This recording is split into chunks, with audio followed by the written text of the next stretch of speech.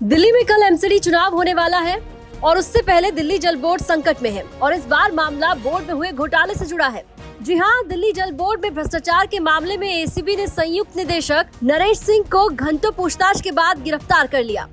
नरेश सिंह की गिरफ्तारी पर दिल्ली जल बोर्ड के वाइस चेयरमैन सौरभ भारद्वाज ने कहा कि जिसकी भी मिलीभगत है उसकी जांच होनी चाहिए, चाहे फिर वो दिल्ली जल बोर्ड के अधिकारी ही क्यों न हो। देखिए, ये शीला दीक्षित जी के ज़माने का एक कॉन्ट्रैक्ट था जिसमें दिल्ली जल बोर्ड की बिलों को जो इकट्ठा करते हैं, जो कैश लेते हैं, उसको एक केंद्र सरकार के बैंक, कॉरपोरेशन बैंक, जो अब यूनियन बैंक ऑफ इंडिया है जिसका नाम, उसको दिया गया और उन्होंने आगे उसको किसी और कंपनी को आउटसोर्स कर दिया और उन्होंने एक और कंपनी को आउटसोर्स कर दिया।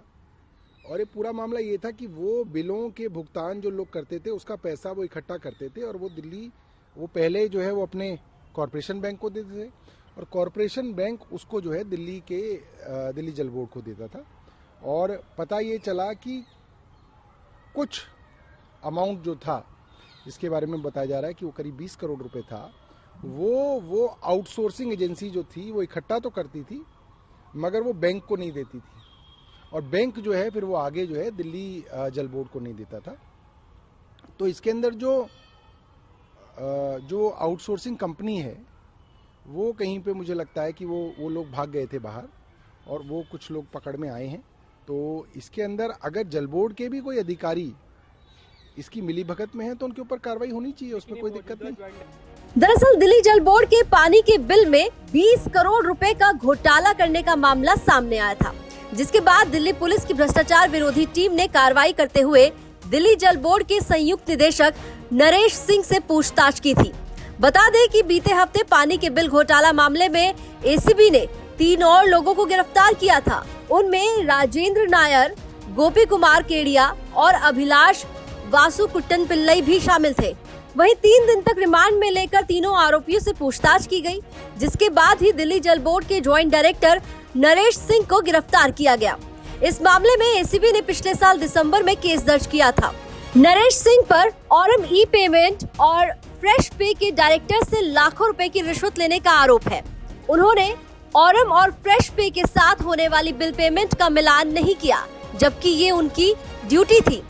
2015 में जब पहली बार ठेका बढ़ाया गया था, तब से उन्होंने ई कियोस्क के बिल पेमेंट की वसूली के ठेके को 2020 तक साल दर साल बढ़ाने में फ्रेश पे की मदद की।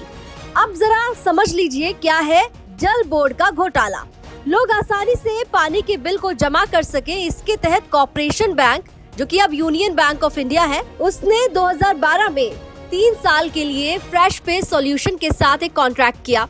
अलग अलग जल बोर्ड के कार्यालयों में ऑटोमेटिक बिल भुगतान करने के लिए मशीन लगाने का काम सौंपा था, ताकि लोग चेक या कैश के जरिए पानी का बिल जमा कर सके।